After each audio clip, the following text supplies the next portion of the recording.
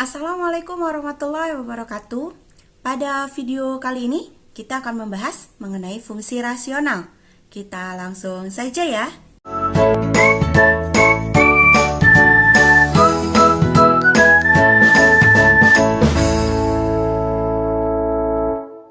Baik, fungsi rasional adalah hasil bagi dari dua suku banyak yang bentuk umumnya adalah fx sama dengan px per qx. Nah, ini fungsi rasional ya, berarti dia berupa pecahan di sini. Ini, yang ini ya. Di mana P dan Q-nya adalah suku banyak, maksudnya dia berpangkat gitu ya, fungsi yang pangkat gitu ya. Dalam kasus derajat P itu lebih besar sama dengan derajat Q, fungsi F dapat ditulis sebagai, ini hasil pembagiannya. Sebagai gambaran, ya, catatannya adalah di sini K dan L-nya adalah suku banyak, dengan derajat L-nya lebih kecil daripada derajat Q-nya. Nah, sebagai gambaran seperti ini ya. Nih, saya punya fx-nya adalah x pangkat 4 ditambah 2x kuadrat tambah 1 dibagikan dengan x kuadrat min 1. Kalau mau dalam angka ya, contohnya misal fx-nya adalah 11/3. Kayak gitu ya. 11/3 ini kan artinya berarti 11 dibagi 3 itu dapat 3, sisanya adalah 2 ya. Berarti di sini adalah 2/3.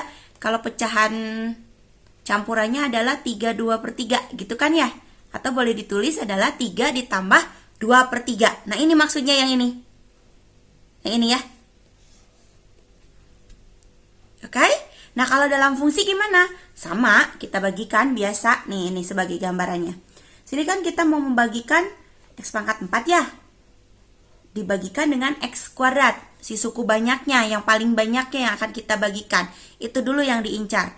Berarti biar dapat x pangkat 4, bagikan. Masih ingatkah di video saya yang terdahulu ada membahas mengenai si pangkat ini ya? Kalau pangkat itu berarti kalau pembagian dikurang ya. Berarti x pangkat 4 dibagikan dengan x pangkat 2 adalah x pangkat 4 dibagi x pangkat 2, x pangkat 4 dikurang 2 ya. Berarti hasilnya adalah x pangkat 2. Nah, seperti itu. Seperti pembagian biasa, baru kalikan. Berarti di sini x pangkat 4 kalikan lagi min x kuadrat. Paham ya? Seperti pembagian biasa ya, yang 11 bagi 3 berarti kan 11 bagi 3 dapat berapa? 3. Kan 11 bagi 3 3. Lalu kalikan 3 kali 3 itu adalah 9 dikurangin 2. Nah, kayak gitu. Sama ini juga. Jadi ketika dapat pembaginya dari si suku banyak tadi, kalikan ke setiap yang pembaginya tadi. Ya. Baru dikurangi. Sepangkat 4, habiskan yang ini ya. Berarti sisanya hati-hati dikurangin. Plus 2 dikurangin min 1. Berarti plus 3 ya. Nah, seperti itu. Sampai sukunya dia lebih kecil. Karena ini masih sama, kita masih bisa bagikan. Berarti lagi 3x kuadrat dibagikan dengan x kuadrat. Berarti hasilnya 3 ya. Tambah 3. Kalikan lagi, lakukan hal yang sama yang tadi. Dengan masing-masing 3x kuadrat min 3. Dikurang, ini habis. Hati-hati, plus 1 dikurangi min 3, berarti 4. Seperti itu. Maka, si fungsi yang ini, kalau mau ditulis seperti yang di sini, itu akan sama dengan hasilnya mana yang tadi? Yang ini. X kuadrat ditambah 3. Ya, itu adalah kx-nya. Lalu LQ per qx-nya adalah L-nya adalah sisanya ini 4 per Q-nya adalah pembaginya tadi. Nah, seperti itu. Paham ya?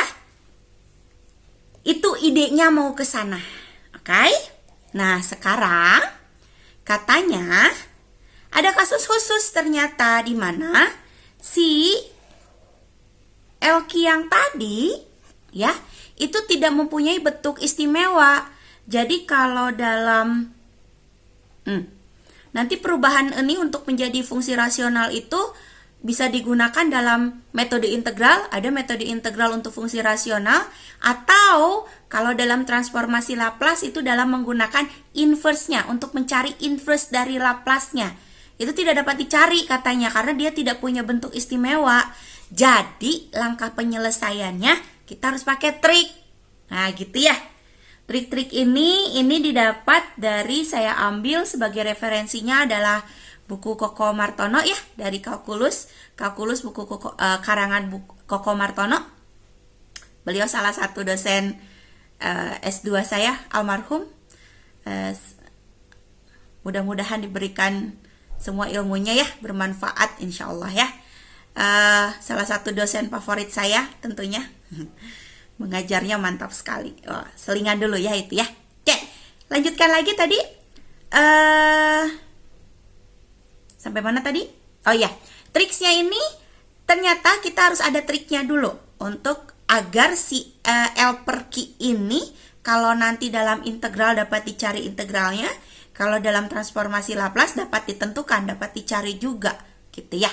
Nah, langkah pertama katanya uraikan Q-nya ini atas faktor linear atau kuadrat definit positif, atau dengan kata lain difaktorkan biasanya. Bagi yang masih belum paham mengenai pemfaktoran, ada video-video saya terdahulu mengenai pemfaktoran itu ya.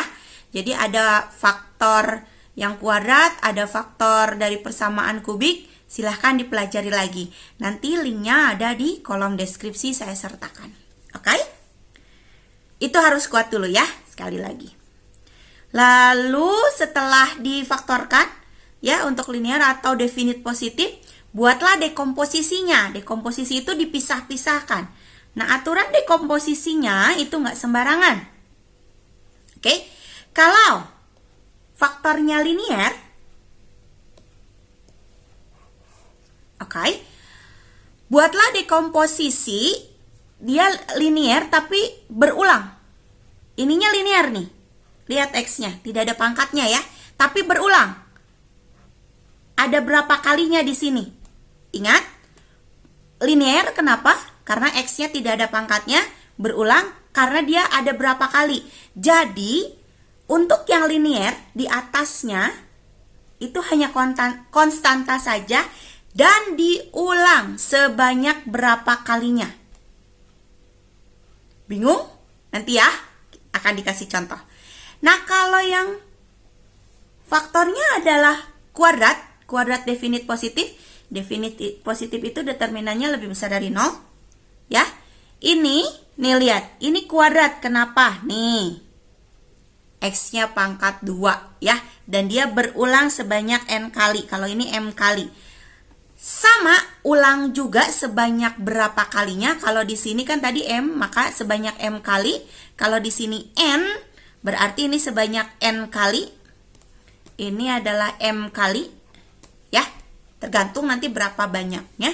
Tapi di atasnya karena dia fungsi kuadrat, ini menjadi harus satu tingkat di bawahnya. Berarti BX ditambah C1 dan seterusnya. Seperti itu. Ya. Setelah itu, setelah dibuat dekomposisi, katanya itu akan sama dengan dari jumlah semua suku yang muncul pada langkah 2 dan ketiga. Kalikan kedua ruas dengan kesamaan dengan QX yang di bawahnya. Ya, karena hasilnya berlaku untuk setiap X di dua ruas tersebut, maka akan diperolehlah si konstanta yang kita cari. Kalau setelah dapat konstantanya, nanti integralnya, kalau ditanyakan integral, nanti ya, kalau dalam metode integral atau dalam inverse Laplace-nya bakal dapat ditentukan. Oke? Itu penjelasannya ya. Berikutnya nanti saya akan kasih contoh. Di sini saya sudah tulis ada 3 contoh. Agar tidak terlalu panjang untuk di video kali ini, saya cukupkan sekian dulu saja mengenai awal mula, ini masih permulaan ya untuk dari fungsi rasional. Contohnya saya akan bahas pada video yang terpisah agar nanti kalian bisa lebih konsentrasi. Oke? Sampai ketemu pada video berikutnya.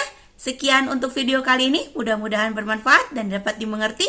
Assalamualaikum warahmatullahi wabarakatuh.